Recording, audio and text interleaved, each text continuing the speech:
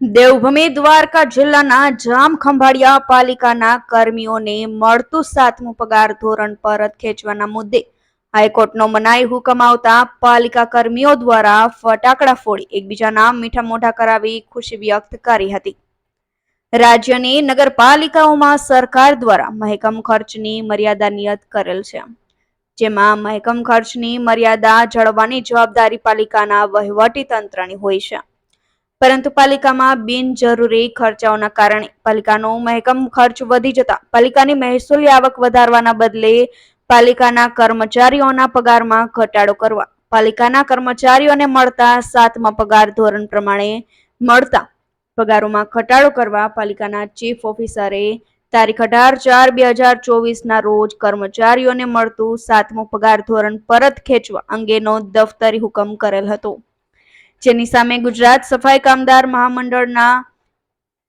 પ્રદેશ મહામંત્રી રમેશ વાઘેલા દ્વારા ગુજરાતની વડી અદાલતમાં ચીફ ઓફિસરના આદેશને પડકારવામાં આવેલ હતો, જેના નામદાર ગુજરાત હાઈકોર્ટે ખંભાળિયા નગરપાલિકાના ચીફ ઓફિસરના તારીખ 18/4/2024ના દફતરી હુકમ સામે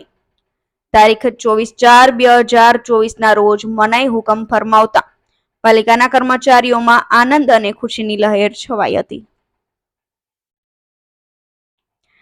રાશિ ગઢવીનો report, Gujarat national TV news, Devbhoomi Dwarka.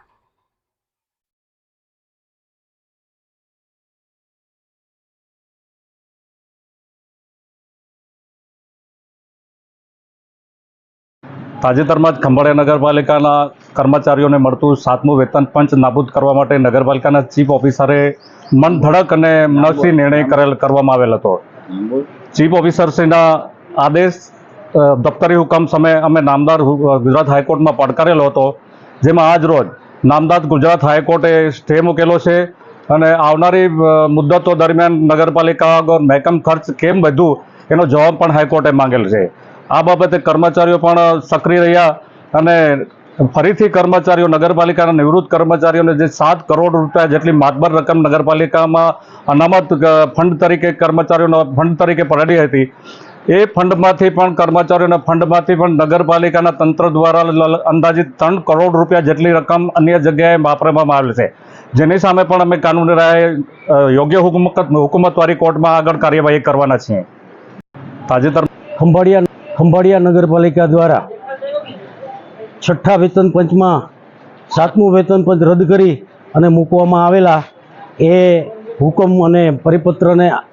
વિરુદ્ધમાં ગુજરાત હાઈકોર્ટમાં અમે પડકારેલ। અમને માનનીય હાઈકોર્ટે અમારું 7મું વેતન પંચ ચાલુ રહે એ મુજબનો હુકમ કરેલ છે,